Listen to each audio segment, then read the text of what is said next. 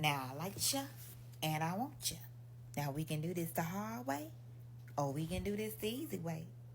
The choice is yours.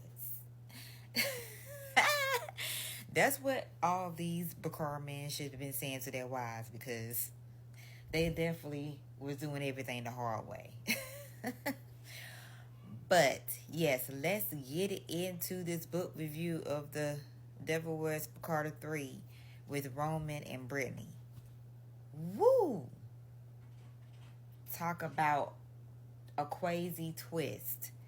These two were beyond my favorite couple thus far amongst the other two books.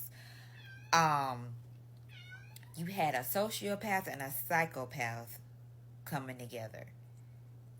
And it's tripped out how the psychiatrist, who is a diagnosed sociopath, tames his crazy, but in return, he ignites her crazy.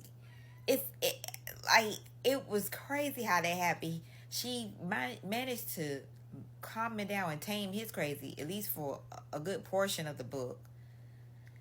And then he ignites her crazy.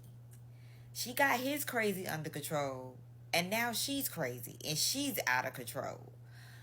I'm not gonna try not to give any spoilers, so because I really want you guys to read this book, these series. It's good. I mean, it's really good. I like the intensity. I liked Roman because he was considered the mystery. He didn't talk much amongst his brothers. He was kind of off to his side to himself. Even with when they had events together, doing stuff as a family together, celebrations, he was still kind of really to himself. He didn't really engage with a lot of people. He wasn't very sociable like that. The only time he showed any affection or any type of emotion was towards his mom. That's the only time you saw it. And so with these two, like Brittany got him out of his shell, his emotional shell, to show a little bit of emotion, show uh just to show how deeply he was in love with her, how deeply he cared about her, how he cared about what she thought. When he called her, after that session, because he ran into an issue with something he felt like he had an urge to do, and he wanted to stop himself. But at the same, and not because she was his psychiatrist, but just because who she was as a person, he cared about what she thought. He was very intense. Like, I know they call Constantine the mind, but Roman, he was. I mean, he was really like, um, he had impulses for sure. Um, but those impulses were very mind driven and in some sort of form of fashion. Um, whether they were motivated out of passion, revenge, or um, obsession. And uh, I love this dynamic couple. I love this dynamic couple. The only regret I have is that these books are a quick read. You go through them like this. I got this book the day it came out, and I was finished that same night. I couldn't put it down. Talk about clutching your pearls. Like the other two, they were very intense in the bedroom, but Roman, like, yeah, yeah, like, he had me clutching my pearls a minute. Like, woo. Really intense, really just I can't even describe the word for it. Just very, it was very much crazy driven, intoxicating desires with these two. That's the best way I can describe it. Crazy driven, intoxicating desires. Like, if you're into psychotic, um, intense, erotic, uh, dark romance like this would be your book. This would be your book. Um, it hits on all those levels, from the intensity of the emotions, the intensity of the mind games, and the intensity of the intimacy in the bedroom. It's just like, it's 10 all the way through.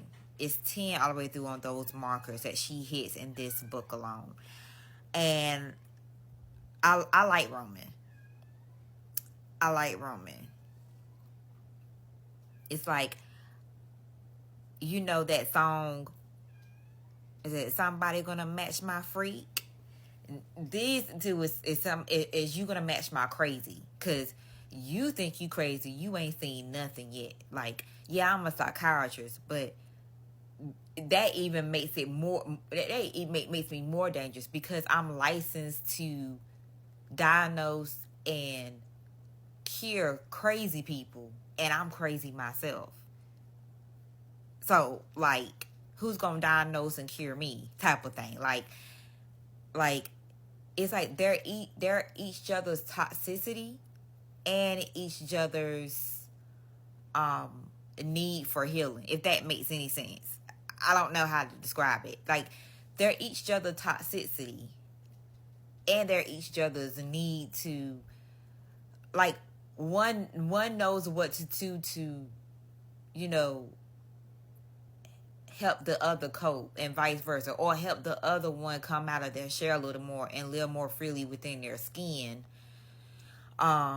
It gives that type of balance, that duo balance dynamic that they have with each other, knowing that they're both a little bit cuckoo for Cocoa Puffs, but it fits them perfectly. It fits into their relationships beautifully.